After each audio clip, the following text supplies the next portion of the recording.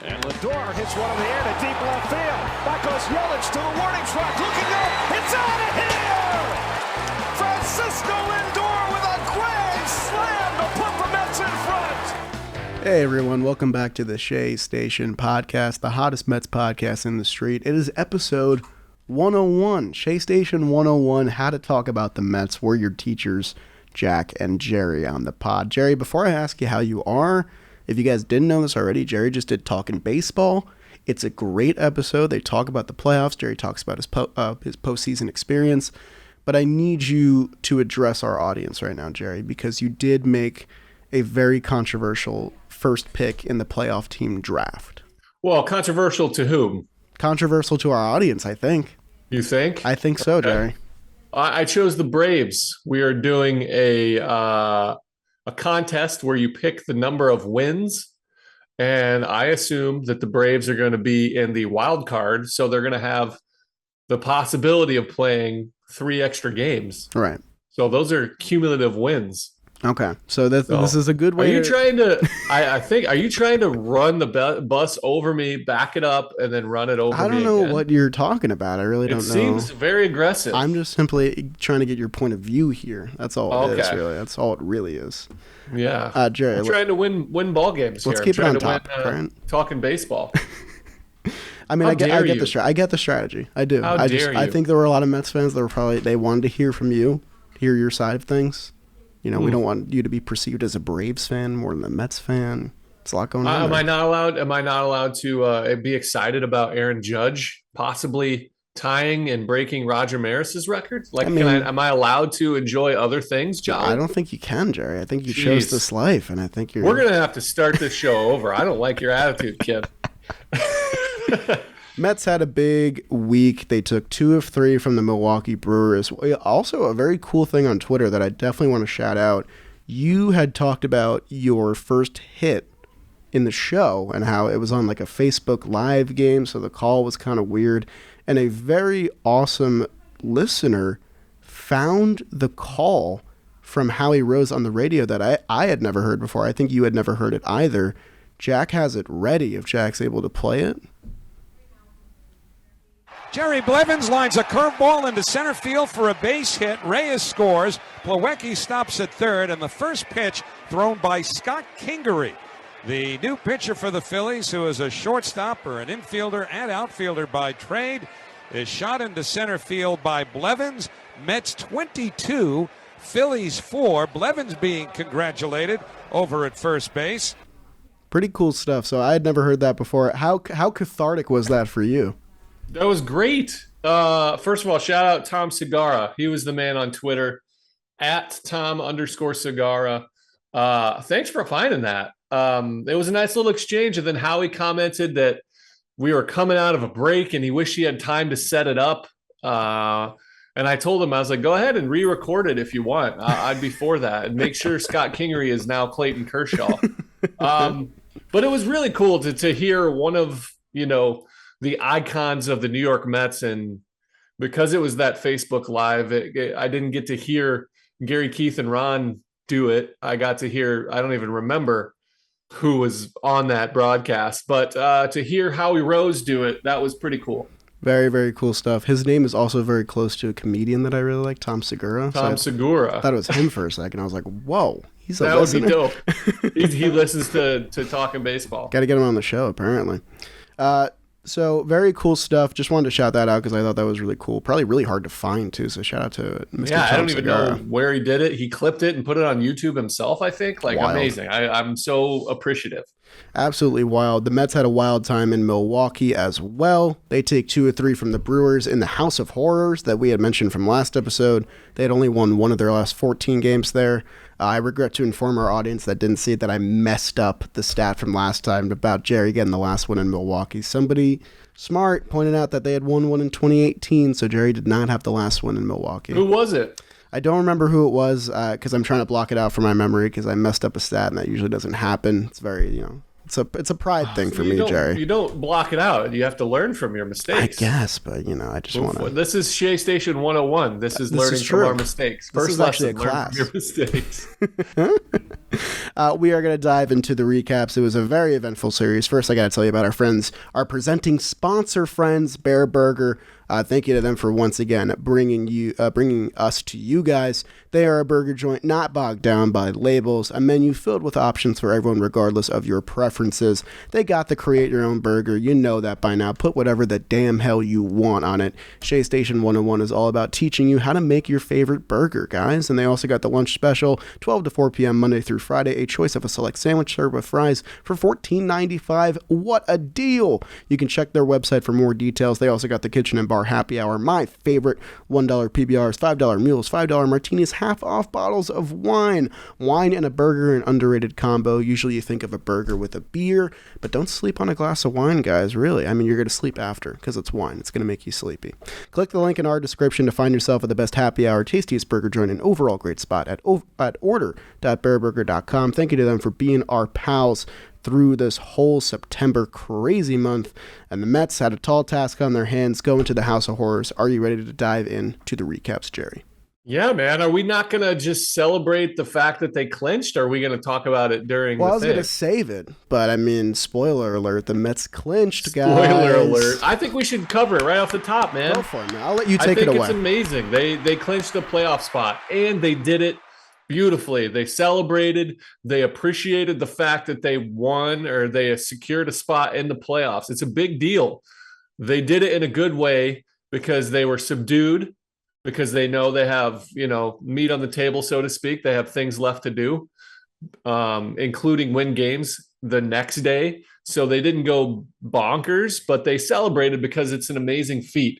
Doesn't happen all the time. Our man, Trevor Plouffe, had a long career, never played in the playoffs. Like, it's rare. It's rare. And so the fact that you can come together and coming off the season that they had last year to right the ship, to push it forward, and to secure a spot in the Major League Baseball playoffs is pretty amazing. So I wanted to touch on that right off the beginning. I like that you kind of stopped me in my tracks because it is worth noting for sure, especially the fact that we have a lot of Mets on this team who have also never played in a playoff game. Some big names. Edwin Diaz has never pitched in a playoff game. Pete Alonso has probably been waiting for this moment for all 3 years since 2019. Brandon Nimo made the roster in 2016. He never got to play, so it's been the longest journey for him. Some other Lugo's names. Never Seth pitched Lugo, either. he never got in the game as well. Jeff McNeil has never played in a playoff game. This is the first experience for a lot of those guys. So I'm glad that they did celebrate in some capacity. I think subdued was kind of the buzzword that was going around there. But they'll celebrate even bigger when they win the division. How about that? Sounds great. Let's get to it then. Let's do it. Before they could clinch, they had to win game one against the Brewers. One win and you're in for the Mets. But one guy was standing in their way, and that's the reigning NL Cy Young Corbin Burns, pitching in his home ballpark. He faces the minimum through the first 3 innings. No shock there. But the Mets get it going in the fourth. Lindor and McNeil knock singles ahead of Pete Alonso, who has found that power stroke once again. He crushes a 3-run homer deep into left field off Corbin Burns for an early 3-0 lead. I like this stat. He has the same amount of home runs and the same amount of plate appearances at that point compared to last year. 37 home runs, 637 plate appearances. Very consistent guy. We love Pete Alonso. The Mets, who couldn't figure out Cubs starters, kind of struggled against some Pirates starters, they knock around the reigning NL Cy Young Corbin Burns in the 6th inning with another rally. Back-to-back triples for Nimo and Lindor. Voge, who's hot again, smacks an RBI double for a 5-0 lead off Burns. And Max Scherzer was a big story in this one. He goes 6 perfect innings in his return, 9 strikeouts on 68 pitches. ERA plummets to 2.15. He's been really good in both of his starts coming back from the injured list. 12 shutout innings, 2 hits, no walks, 20 Ks. But the Mets do pull him because he is on, kind of a structured pitch count there. They bring in Tyler McGill, my guy, our guy, pitching for the first time in months. He does surrender a 2-run tater to Rowdy Tellez, so that puts the Brewers on the board. Naquin and Nito get those runs back with RBI singles in the 8th, and then Lugo and Ottavino shut it down in the 8th and 9th to seal a clinching 7-2 victory. The Mets are back in the playoffs for the first time since 2016. They knock 5 extra base hits. Every starter besides Mark Canha gets a hit. It's a team effort. That's the kind of win you want to get to clinch it. Mets go in this one 7-2. Clincher. Max Scherzer gets to 200 wins. That was huge. I feel like it's been 2 months that he's been chasing this. So it was really cool for him. And he talked about it, how he doesn't like to celebrate individual accomplishments because it feels selfish. And so the fact that he tied up his 200th win along with clinching the playoffs, it was kind of the perfect storm, a little bit of serendipity for that. So that was nice. Yeah, I definitely think so. Right word? I think you used it right. I think that I was feel it. Hold on. I'm going to Google that. I'm going to look it up.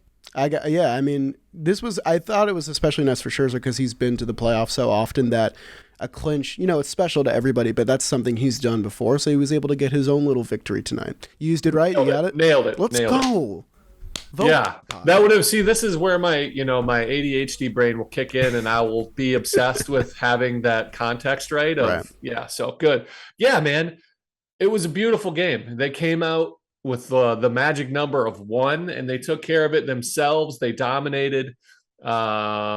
A big home run, big performance. I was pushing for Scherzer to go for the perfect game, man. The rare. I know it was dumb. I knew it wasn't going to happen, but I was like, send him back out. I know. It just would have been so cool. Obviously, in hindsight, if he gets injured, that is catastrophic, so bad. But also, wouldn't it be sick if Max Scherzer threw a perfect game to clinch the playoff spot? Whatever. I'm just being a fan. I mean, it's the only thing that he hasn't done. Right.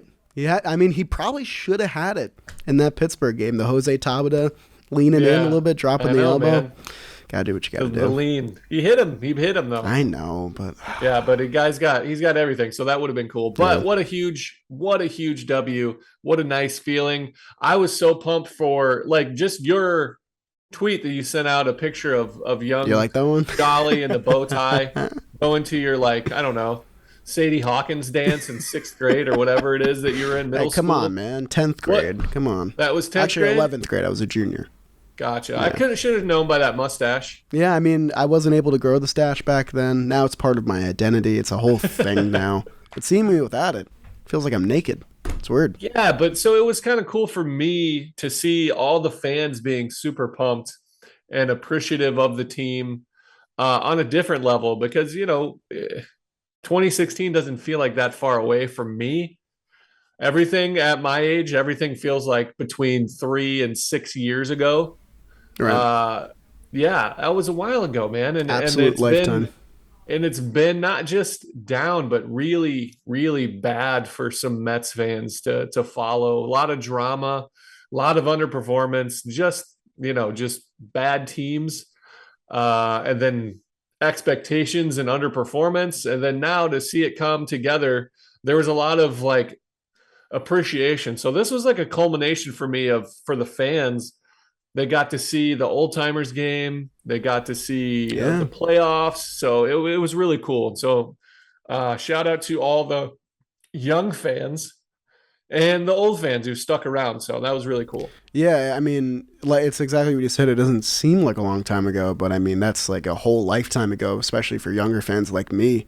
And it is really cool. I think a lot of Mets fans are kind of getting treated like Yankees fans a little bit just because we have that high payroll now. We're a New York team with stars. But people forget, I mean, 2017, 2018, 2020, 2021, those were some hard seasons to watch. Even 2016 when they made it, that was a grueling, injury-riddled season where they made that comeback at the end. It is not easy being a Mets fan. It's been easy for once this year, which has been really, really nice. Yeah, there is a lot of hate for Mets fans. Oh, your payroll's so high. Well, you expect to win. It's not that easy, guys. No, and just be jealous that our owner spends money. I don't know. Payroll's only going to go up, guys. So keep talking. I've never understood the concept of you don't get better by making other people worse. Right. You know what I mean? Your boat doesn't rise because another boat sinks. You know what I mean? So I don't know. People are vicious. And very Twitter, prophetic. Twitter, as you know, is just. I think we have a nice little corner of it. I think we do. We keep it positive. Yeah. People come after me, and I just block them. Yeah, I'm over that. I don't need to be too friendly to people. I just don't want to deal with negativity in my life. I don't have space for it. I really do. Reality, if things are negative, I'll take that. But just didn't people came after you for the no-hitter thing, right? I remember that. Yeah, and that's fair. That's an open discussion. That's an open debate. That's fine. I have no problem with that. But if you're just trying to be an internet troll, I'm out on you. See you later. You're out of here. See you later. If you're just doing, if you're trying to take a word from your generation, if you're just trying to ratio people and you're just trying to say controversial things to get a reaction, you're not going to get one from me. I need a soundbite of Jerry Blevins saying ratio, by the way. Clip that off. We need that clipped. All right, game two. Game two, Cookie Carrasco versus Ashby. Will the Mets have a hangover from their celebration? Let's see. Right off the bat, they try to say no because the Mets load the bases up. They get with 2 outs, but McNeil grounds out to end the inning. They do not score, and that would be costly because in the bottom of the second, Colton Wong, leadoff double. Kutch doubles him in. It's 1-0. Omar Narvaez singles to score Kutch 2-0. Then Willy Adames, the Mets killer himself, the spark plug of that team, adds another run with an RBI single, and quickly it is 3-0. Brew Crew through 2 innings. Carrasco would labor through 4 innings, throwing 90 pitches, giving up those 3 runs, and that leads us to the bottom of the 5th with Trevor Williams on the mound. Adames again greets him with a leadoff double. Colton Wong knocks him in. The Brewers work. Bases loaded with 2 outs, but T-Will gets a huge out to keep it at 4-0 through 5. Is that important to only keep it at 4? It turns out to be super important because the Mets have a polar bear step into the plate looking to feast on some sliders, and he does just that with a huge 3-run blast, scoring Canna, who got hit by the pitch for about the 364th time this year. He also scored Lindor. That makes it 4-3 Brewers through that. And that to the 7th, it's 4-3. Taylor Rogers steps to the plate. Former closer steps in, proceeds to walk 3 straight hitters, leading to Francisco Lindor with 2 outs and the bases loaded. Versus Rogers, he was like 2 for 17 coming to it the day. He wasted no time, and he takes the first pitch deep for a bases loaded grand slam. The Mets jump ahead 7-4. They take the lead. That would be it because Edwin Diaz gets the final outs after they scratch one across in the 8th. He threw 15 pitches, 14 strikes, and 0-2 off the plate slider. He was dominant, touched 102 at the end for the strikeout. The Mets end up winning 7-5 to show the world that they do not indeed have a hangover, and there's still wins out there. They have bigger things on their mind, but a big W. Big W. Great recap there. Kind of an off start by Cookie. We've seen Cookie be really good recently. He hit a little bit of a hitch here. Still rounded out pretty well after that shaky second inning. It was pretty much only the second inning that he struggled. Every other inning, he looked pretty sharp. The Milwaukee bullpen looked really good early on. They went 12 up, 12 down against the Mets from the 2nd to the 5th. But a couple big hits, and I think that's been kind of what we've been missing. The Mets only had 4 hits in this game, but 2 of them were huge, a 3-run homer and a grand slam. And when your big boppers can get it done in big spots, you're going to win games. So Lindor goes up to 99 RBIs now. Wow. You get a 3-run homer from Alonso and a grand slam from Lindor. That is a very good sign for your offense. Yep. Because that means the other guys in the lineup are hitting and setting the stage for the big guys, and that's a beautiful combination. And that was a big comeback. They're down 4-0 quick after not scratching across a run with the bases loaded. That was kind of tough, but it was good, and it announced that they understand that there's things to be done still. Yep, absolutely. It's Shea Station, so we got to shout out a lefty reliever, Joely Rodriguez. Another quiet, scoreless inning. What do we have here? He has 6 perfect innings with 9 strikeouts in his last 4 games. When it counts most, man, he's starting to turn it on and figure it out. He wants to be on that playoff roster. Let me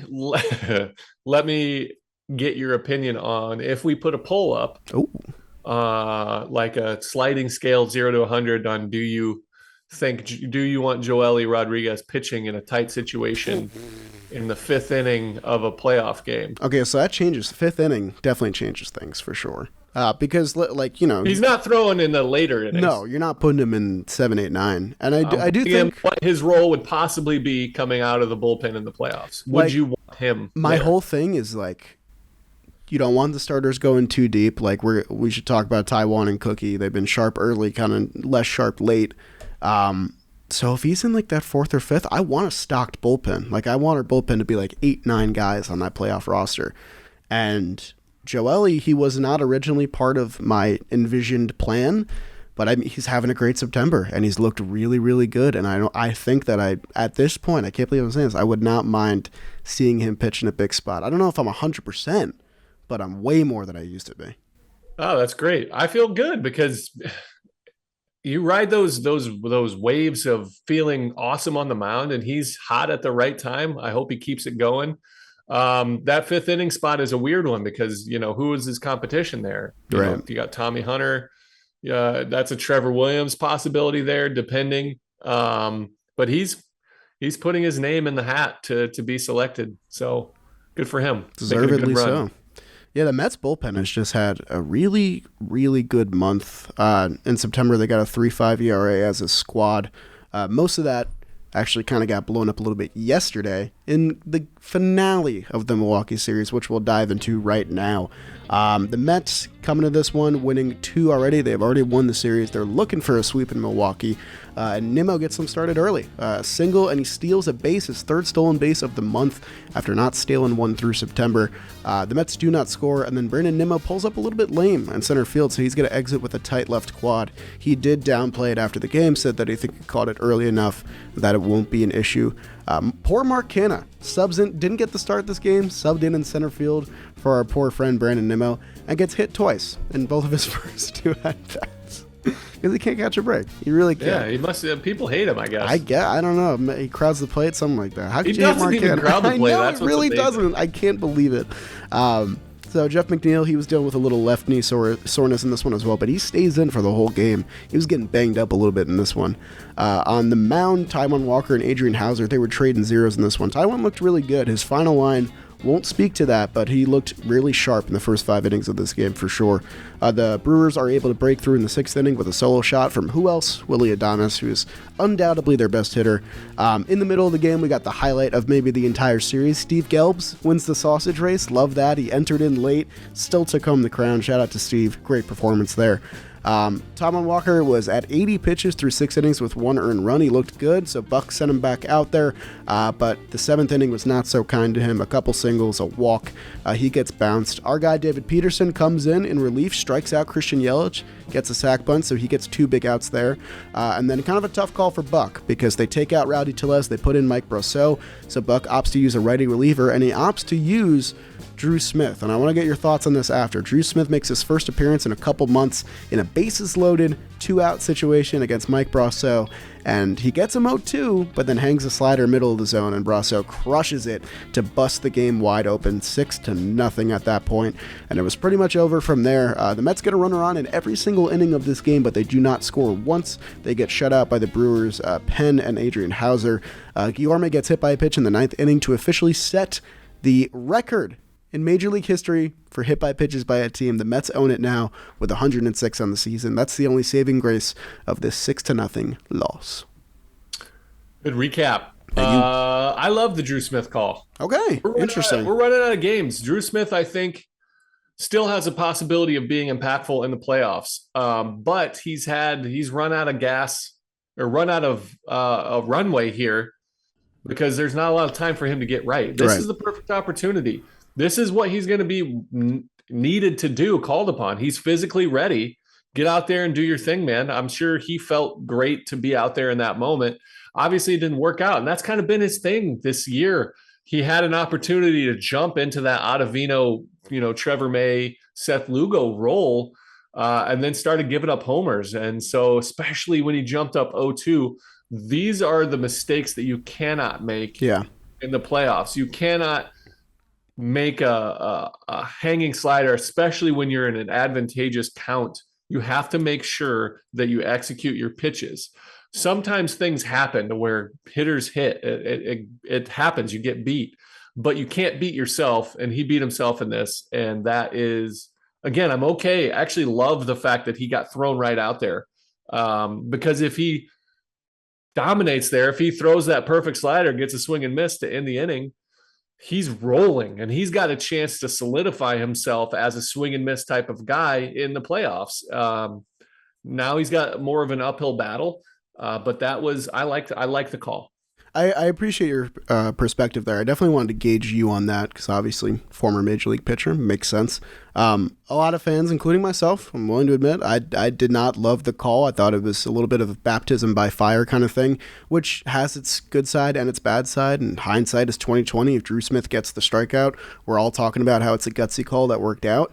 But yeah, definitely a really tough spot to be in. We know Drew is an intense competitor, wants to be in those moments for sure. So I'm sure he was ecstatic about the call itself. But yeah, I mean, this season with inherited runners, it's been kind of rough for Drew Smith. Our guy, Matthew Brownstein, who does great work on Mets stats, he gave us a stat that says he's allowed 50% of his inherited runners to score. That was prior to this game as well with the bases loaded. So Drew, typically better with a fresh inning, but I still think, you got to, like you said, we're running out of time here. You got to get him innings here one way or another. We saw McGill get an inning in this game as well. We're trying to ramp up those guys, and we only got about a week and a half of regular season left before it's all set and done. And these are all important games. Yep. And if we're in it, we're going to see the big guys, the back of the bullpen. We're going to see Edwin Diaz pitch. We're going to see Ottavino Lugo, Trevor May. We're going to see those guys at the end. So these opportunities are few and far between. We're down, which means those guys aren't going to pitch, down 2 runs.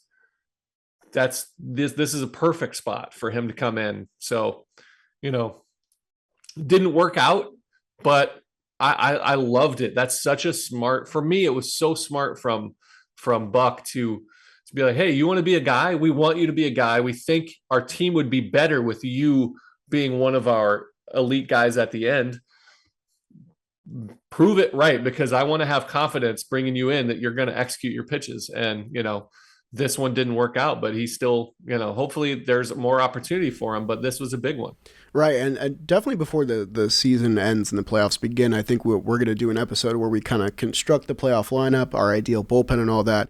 And it is an interesting discussion to have because obviously in an ideal game, you get 6 from one of your 3-headed monster in Bassett, DeGrom, Scherzer, and then you go Lugo, Ottavino, Diaz. It seems easy on paper, but when those guys need a day of rest or if it's a back-to-back game, you got to address who else are going to get these innings. And you have a lot of guys vying for those spots. Trevor May looked good in this series. Joely Rodriguez has looked really good recently. You have Drew Smith trying to get back in the mix. Tyler McGill trying to get back in the mix. Tommy Hunter has pitched really well and deserves to be considered for these spots as well. It's a good problem to have, but also like exactly what you said, they have to get their spots eventually. So in the moment, you want guys to take it, yeah, to take it, and you not to have to make that choice. That was what they always talked about. Again, we'll dive deeper into it when we have that preview episodes.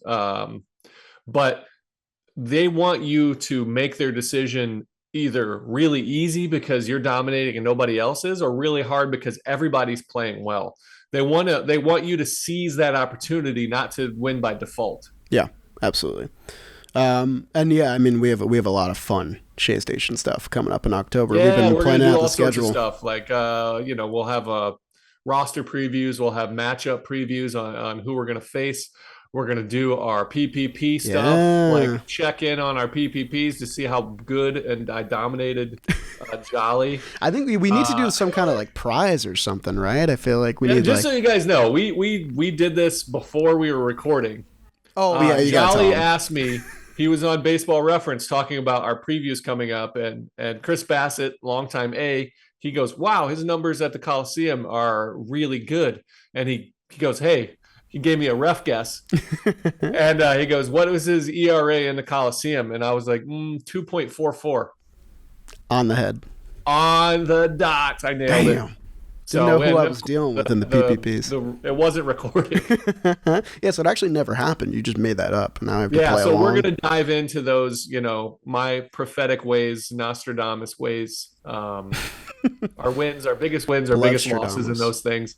But it'll be fun. We have a lot of content coming out. We'll have you covered in the playoffs. But you want to get into Apple? Well, first, Jerry, I got to shout out your gear that you're wearing. Our new Apple of Our Eye shirt. It's fire. Look at that thing. If you're listening on Spotify and Apple Podcasts, pull over your car, click on the YouTube video, and look at Jerry right now. So I just got my hair cut. Looks great. And I'm feeling real confident about it. And I didn't want to put this hat on, but I love the hat so much that I had to wear it. Too far. Like, look at that. I had nothing to do with this hat. This is you, correct? I think this so. This hat is awesome. I love it. I drew this. Yeah, round of applause. Jerry came up with the design. We need a round of applause. I sketched this out with like colored pencil, tiny little. Our graphics designers made it this, but I drew this, and this is beautiful. You brought it to life. An apple. You're the apple of my eye. I'm so proud of it, and I love it, and I had to wear it. I got it in every color that we make. I also got this black one, which I'll be bringing to the city. Love it. Because I'm doing this weekend. But I got it in the black sweatshirt. I got like so many boxes of stuff. I'm going to have to give it away. You're rocking the trumpet right now? Yeah, I got the embroidered trumpet. This was a special request by me as well. I love embroidered shirts. We just got the embroidered trumpet. There's black, gray, blue, anything you can dream of. And it's got that little polo logo, which I love. So definitely go check out our new merch. The Apple of Our Eye stuff is great, especially if you got a loved one in your life and you want to show them some appreciation. You're the apple of my eye. I love that. Rock some new gear for the playoffs that they just clinched. Let's go. This is good. This is good. Like I'm proud of our stuff. That's why I wear it. And I'm not trying to peddle it to people, but I mean, this is a dope shirt. It's absolutely dope. And before we do the apple of our eye, we need a word from today's sponsor, a word from our sponsor, BetterHelp. Thank you to them for sponsoring today's apple of our eye. This will give Jerry some time to figure out who he's going to pick because we got some good choices today.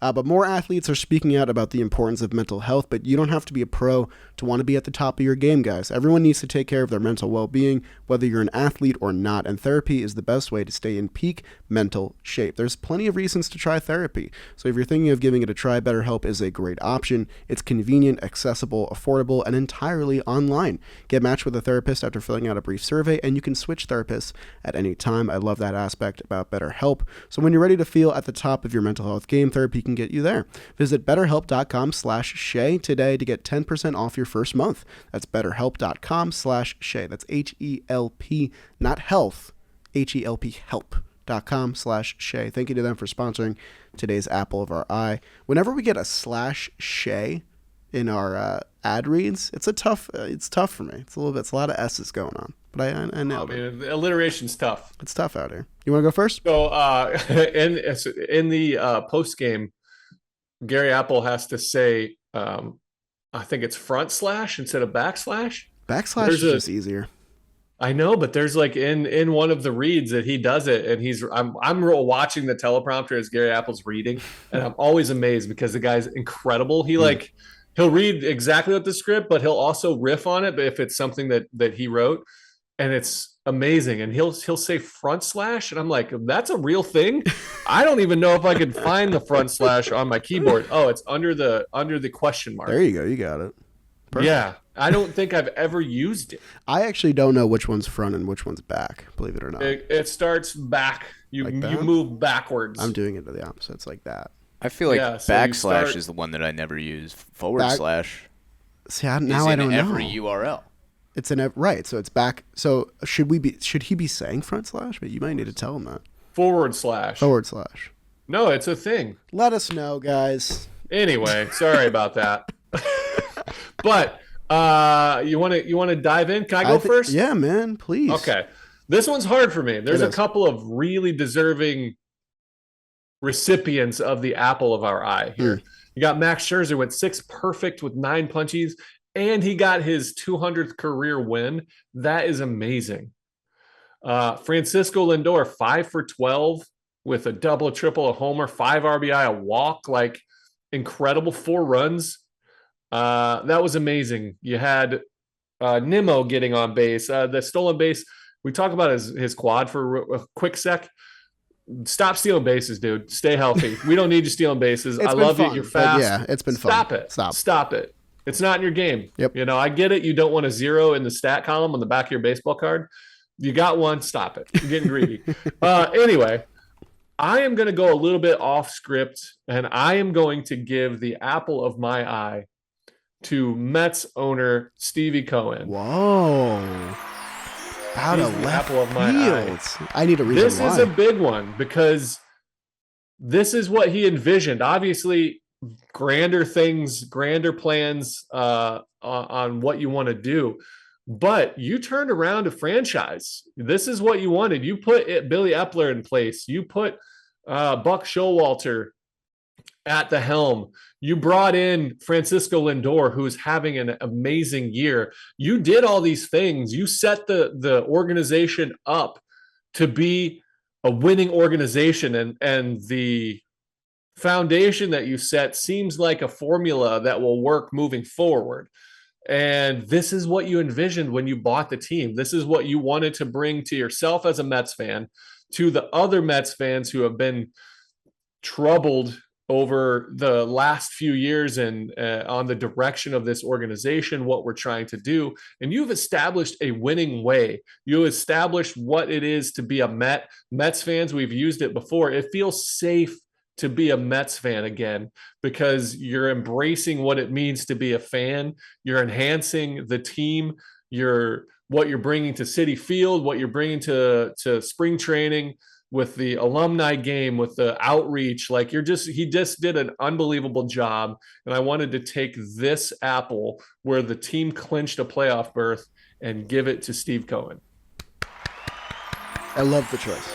I absolutely love the choice. And it came out of left field, obviously, but everything that Steve Cohen promised or alluded to wanting to do, he fulfilled on. He retired Keith's number. He did Old Timers Day. He got the team back to a competitive state. He spent money that he said he was going to spend. He found somebody to be in charge to take the helm. It's very surreal still. It probably won't feel real until we're literally in the playoff game playing, watching them go.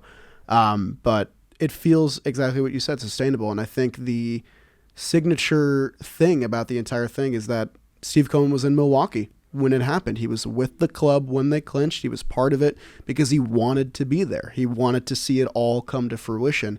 And, this wild card clinch, whatever it may become, it's just the start because they are obviously pressing forward. They had their subdued celebration because they want more celebrations going forward. They don't want this to be the end-all, be-all. And it's going to continue on for years and years. Very exciting. Love the pick, Jerry. Love it. Thank you. I am going to go with the player. Because, it's going to be hard. One of us has to. It's going to be hard to follow that one. I can't be like, I'm going to give it to Billy Epler. Nimo, stop stealing bases, but you did have a great series. Triple. 2 walks and a stolen base there. Pete Alonso with 2 big home runs in this one. Those were his only 2 hits, but 2 3-run homers. So he does his part. It's tough for me. I thought you were going to make it easy for me because I thought you were going to take one of Lindor and Scherzer, but now I got to pick between them. Scherzer pitched 6 perfect innings returning from the IL. He looks playoff ready. But the guy that looks playoff ready even more so, in my opinion, is Francisco Lindor. He gets the apple of my eye today.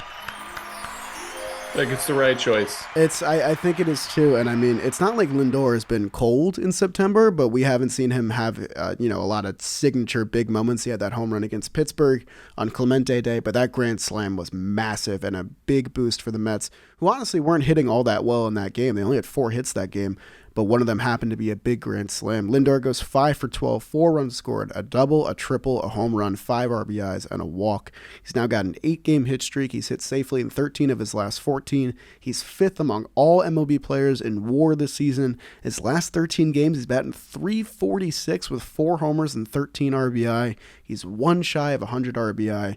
It has been everything we've been waiting for ever since that contract was signed. He still had a decent season last year, all things considered, but this is really what we were expecting. A guy that plays platinum glove defense, hits 25 home runs, steals 15 bases, hits 100 RBI, and gets hot at the end of the season. And I posted on Shea Station a reel of all of our players' playoff highlights, and it's a lot of guys in different uniforms, but the first minute of that video is all Francisco Lindor. And that's what I'm expecting, because when the lights are on and they're bright, that's when he shines. We got a little glimpse of it last year in that 3-homer game in the Subway Series with a sold-out crowd.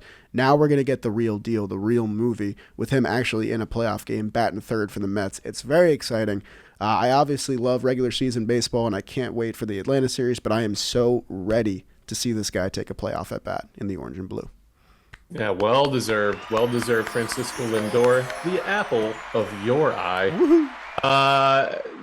I'm so pumped, man. Like, again, he's going to be a Met for a long time. Yep. And he's established himself as this is who you have in the middle of your lineup, in the middle of your infield, captaining the ship.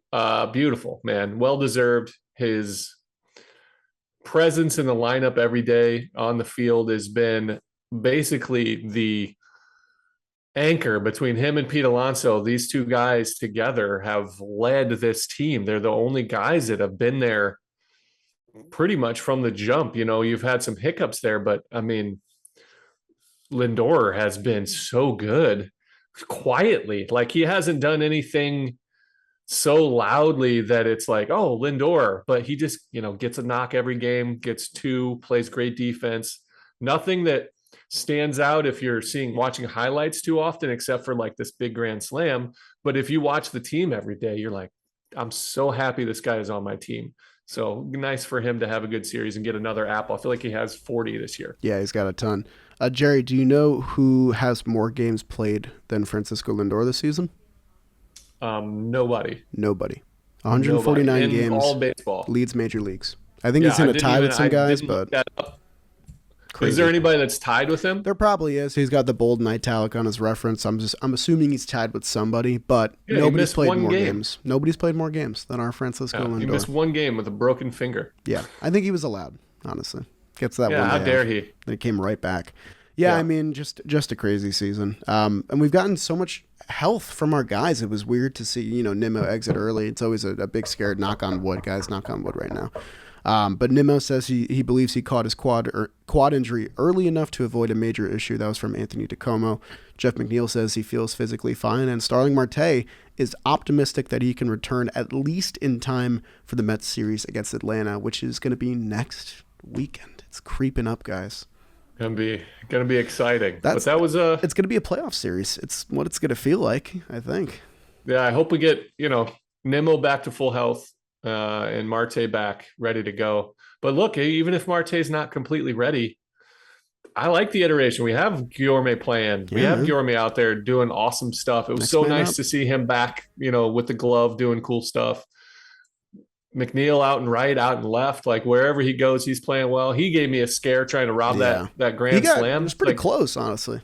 Pretty close. But just stay healthy, stay Mets, do your thing, man. Yeah, and we're going to be big Phillies fans this weekend. At least I am, because I'm hoping they can take at least 2 from the Braves in their 4-game set. Philly's got a tough turn. They got the Atlanta, and then they go to Houston right after, I believe, to try and keep their playoff hopes alive. So I'm sure they're playing with some ferocity. I also picked the Phillies. You did. I was a little shocked by that because they may not make it. They may not make it, but I mean, again, this is the same thing. They got Zach Wheeler and they've got Aaron Nola. Zach Wheeler's just coming back. Yeah, he looked good against the Blue Jays, but he only threw 4 innings. They've got Bryce Harper, who I've seen firsthand on my team when the lights are the brightest in the playoffs. This guy crushes the ball. Gotta get him there. Got to get him there. The Schwarber's been killing it. JT Realmuto is incredible. Yeah, really. He really turned things around, huh? David Robertson. David? Yeah. I always want to say Nate. Oh, the basketball player? but that's Robinson. David Robertson has been great at the back end of their bullpen. So they've got the pieces, but they have a tough schedule. Yeah, man. I mean, so they're gonna need some W's. That's where you remember at the beginning of the season, the Mets had a lot of tough games, and the Phillies got off to that nice hot start because they had a lot of easier opponents. That's how it flips, man. Now you got all these tough guys right at the end. But hopefully they play up to the Atlanta Braves. I'd like to see them at least split, give us some breathing room, because we got a date in Oakland, and you're familiar with Oakland. We have a date in my old stomping grounds at the Coliseum. This should be an exciting one. The return of Chris Bassett, where he established himself. He'll be towing the rubber for game one. Probably going to get a big video tribute to. He should. He deserves it. As we said, he has a 2.44 ERA the friendly confines. You looked it up. But he's 14-8 with a 3.32 ERA on the year, which is also stellar. He's going up against, we are guessing on the probables because they haven't come out, but Adrian Martinez, who's 4-5 with a 5.77. You're not going to see a lot of familiar names with history versus the Mets starters because only Stephen Vogt, Tony Kemp are the only guys in that whole lineup who have ever faced the Mets. So we won't get into that. But his career in Oakland, 258 in the third innings pitched at the Coliseum with a 2.44 ERA. That is spectacular. And he has been pretty dang good in September. He's 3-1 with a 3.18, 24 punch-outs in 22 2/3 innings. That is game one. Game two, we are being cruel to our friends out in Oakland because it goes Bassett, then the big bopper, Jacob deGrom, DeGoat himself. He's 5-2 with a 2.32 ERA. He's going up against swerving Cole Irvin, who's 9-11 with a 3.79. He's having himself a fantastic year for the Oakland A's. His last four starts, though, have been really rough because he was pitching incredible up until that point. He's 24 innings pitched, 20 earned runs. DeGrom, on the other hand, has struck out 23 batters in his last 11 innings, but he has never pitched in Oakland, so this should be a nice little surprise. He's got all that room. Should be interesting to see him out on the island. That is game two. I said we were being cruel because it's Bassett, DeGrom, and Mad Max Scherzer coming off of 6 perfect innings. He's 10-4 with a 2.15 ERA. He's going up against Ken Waldichuk. Yes, that is right. Waldichuk, the best name in the big leagues. He's 0-2 with a 7.13 ERA. Scherzer has a 5 ERA in 18 innings in Oakland. I remember some of those games, not in the playoffs, though, you jerk. Waldichuk came over from the Yankees in the Frankie Montas deal. His last 3 starts against Atlanta, Texas, and Houston, 13 innings pitched, 13 earned runs, giving up 3 home runs. That is the 3-game set in Oakland at the friendly confines of the Coliseum. Let's go, boys. Nice preview, as always. Yeah, I mean, you're lining up for next weekend in Atlanta. It makes sense that these 3 guys are going, but whew, that's tough for the A's. I mean, don't take it for granted. We saw the A's give the Braves a run for their money in that 9-8 game. Pinder hit a grand slam. But this is a series that you got to get fat. You got to sweep. This is a sweeper. You got to sweep. Especially the way it's lined up. This is a sweeper. You got to do it. I won't be mad if you win 2 out of 3, but I'm expecting a sweep. Cole Irvin has pitched really well. We're missing Caprillion, who's had a good run as of late. He pitched yesterday, I think, and had a really good outing. But these are the names you got to watch out for. So you got Sean Murphy. Yep. Their backstop, their catcher is an awesome player, sick pop. He's having a good year. Seth Brown is their big left-handed batted first baseman. But outside of that, that's really the only real big names or big power threats that you're going to get because they've got a bunch of guys that are 18 years old playing. They got a lot of youngins, a lot of raw talent coming up, trying to see what they got. Christian Pache, who came over for them, Shea Langoliers is the backstop they got in the Matt Olson trade. All these guys are trying to see who they got, what they have for the future. The back of their bullpen is not great, but they've got AJ Puck, who's a big lefty, looks like Randy Johnson out there throwing. Domingo Acevedo, who's a big, but these guys, they're unproven, unknown commodities, and a team like the New York Mets with their powerhouse setup lineup should come in and dominate these 3 games.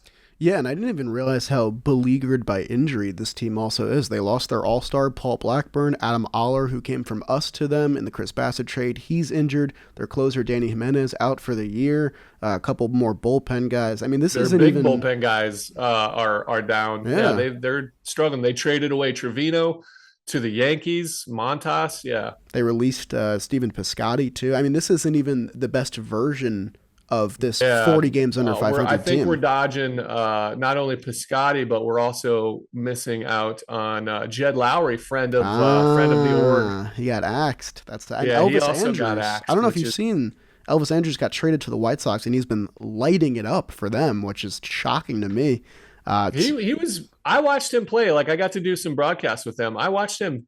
He looks solid. Yeah, the guy knows what to do. You learn from Adrian Beltre, one of the best, and he picks his spots on what to do. He's cerebral in his approach now, and he's a good ball player, man. And he got released too. I couldn't believe it. I thought he might have been a trade. They just wanted to find a trade partner for him. They had some young guys that they wanted to play the infield, and so they just cut ties. Bizarre. Yeah, so the A's are nice 54 and 94 in the season. You'll be happy with a series win, but knowing the Braves and how they refuse to lose, only when we lose though. A sweep would be very nice because the Braves kind of have, they've proven they can beat the Phillies, but you're going into Citizens Bank Park. The Phillies just got a massive win last night against the Blue Jays where they came back from 3-0. That is a big 4-game set, and you'd like to go into Atlanta with some kind of cushion, especially considering it's going to be for all the marbles. Yeah, that's going to be, we'll preview that coming up, but that's the series. I think we got to get Peter for that show for sure. Yeah, I think we're setting that up for some Peter Moylan love. Yeah. Before we let you guys go, I got to tell you about our last sponsor for today's episode, and that is Candy Digital. Thank you to them for sponsoring today's episode of Shea Station. They are the official NFT partner for Major League Baseball. They take the obsession and thrill of card collecting digital with a totally cool digital collector's collection. There's 5 levels of rarity: core, uncommon, rare, epic, and legendary. You can go get your James Kaprelian or Cole Irvin card today. Hey, it might be worth something in the next 3 or 4 years. All 80 players on the 2022 All-Star roster will be included in the series as well, so Paul Blackburn will get some love for all our A's fans listening. There's 2 types of packs offered, the Blue Edition and the Gold Edition, 3 icons and 10 icons respectively. Lots of fun stuff going on there, so set up your account at candy.com/MLB to start your collection today. Thank you to them for helping us out and sponsoring Shea Station. Jerry, we haven't watched Mets baseball in the Coliseum in a long time. I think like probably 3 or 4 years at this point. Because I know you're partially an A's fan because of your time there. Can you just speak to the A's franchise right now, like how it feels to be a fan of them? Like what's the point you're feeling, I guess, like where you're at? It's tough. I love the A's. There's 2 halves of my heart go to the Mets and to the A's, the team that I stuck around with the longest, that gave me my shot. I became a man over there. I grew up. Right. I love that organization. I love that fan base. They're tough right now because they've been in stadium limbo for a long time. There's been threats from ownership to move to Vegas, like it's always been. But their city council and their city government is trying to figure out a way for them to have a stadium. But without a new stadium, I don't know if that team stays. Understandably, the people of Oakland don't want to publicly fund a ballpark for a billionaire franchise. I get it because I've seen teams like, the St. Louis Rams publicly fund a stadium and then leave. Yep. And then that stadium is still being paid for by the taxpayer. So I understand. But it's a beautiful franchise with great fans, but it's tough for Oakland right now because they lost the Raiders to Vegas. Right. They lost the Warriors, who built a brand new stadium out in San Francisco. And there's been threat of the A's leaving. And so, and the A's in the same breath have put together a loser of a ball club on purpose. Yeah. They aren't trying to contend. They up their prices. So it's tough. It's tough right now to be an Oakland A's fan because you don't know how safe it is right now as a Mets fan. It's the opposite of safe to be an A's fan. And it breaks my heart because they don't know if their ownership truly cares about them, wants to be in that city, and then they put a product on the field that is subpar on purpose. It's a tough pill to swallow. So it's however you're feeling as a Mets fan right now, it's the opposite to be an A's fan.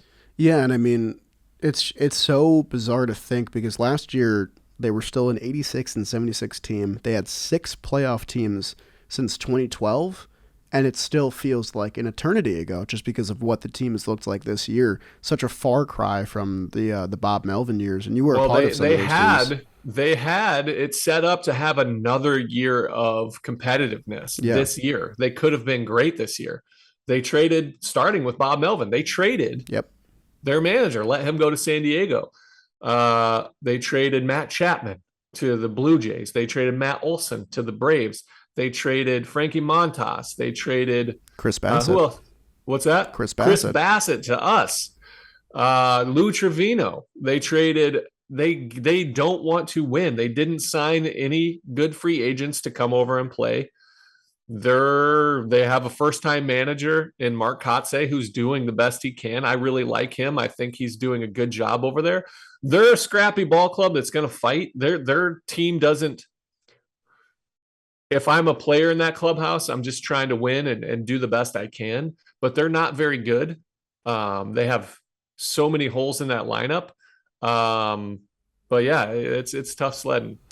Yeah, it is. And I mean, it's, unfortunate from this perspective because you have made me a partisan A's fan for sure, just from, storytelling and stuff like that. But it's a team you got to go in there and beat this weekend. You got to put your feelings aside and go get a sweep if you're the Mets. So I feel like this. If you're a Mets fan, you would love the Oakland A's. They're very similar. Blue collar, hardworking. I like to consider it like you're the Mets.